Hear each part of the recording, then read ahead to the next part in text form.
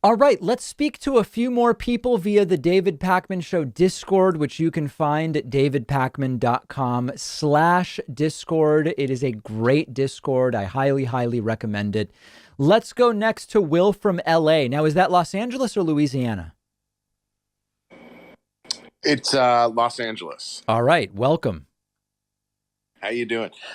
So I sorry if this has already been brought up before, but curious about your thoughts on this Gabby Petito thing.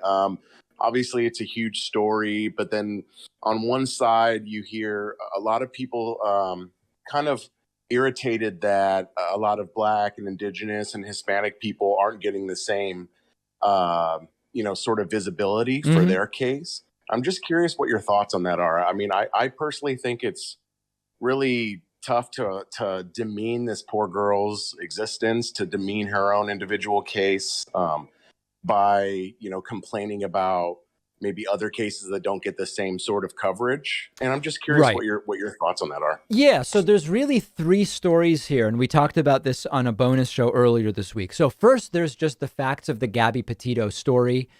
As of this moment, her fiance, Brian Laundrie, is missing. There's speculation as to, his involvement in her disappearance and subsequent death, et cetera, et cetera. So there's the facts of that story and the way that it's been reported. These stories, they do really well, particularly for local news stations. Like I think there's a station in Tampa that has just done really well covering every aspect of this. And so it's sort of like a car chase. Fox News starts covering the car chase, et cetera. So there's that and the salacious nature of the initial story. Then you started to see commentaries from like Joy Reid on MSNBC and some other places saying, hey, you know what? This is missing white girl syndrome. If this was a Black woman, if this was an Indigenous woman or whatever, you would not be seeing this amount of coverage. Newsweek even had an article where they said, hey, you know what? Gabby Petito went missing in Wyoming. Over the last decade, 466 Indigenous women have gone missing in Wyoming. None of them got this amount of coverage. I think to some degree that's true. I also think it's a combination of factors. It's pretty 22-year-old white girl, some social media notoriety, a 90-minute or hour-long police stop body cam video that adds to the mystique and it adds to the story. The fiance goes missing. I think that there are more aspects to it, but I think to some degree there is a difference in coverage based on the identity of the victim. And then the third story is many of the media outlets criticizing the coverage, saying when it's a Black woman or an Indigenous woman, we don't get the coverage. They also never covered the missing Black or Indigenous women, which is like the third layer, which is they are making headlines talking about the disparity, but they contributed to that very same disparity. You know what I'm saying, Will? I totally agree with that point. Absolutely. Yeah. So in terms of not demeaning what happened to Gabby Petito, I'm with you. Like her case is no less tragic because of these other meta stories. It's sort of like running through a cancer fundraiser and saying, what about AIDS, right? Like I get that. It's still important to understand why certain stories get more coverage than others, though. Absolutely. Yeah, it really is important to understand.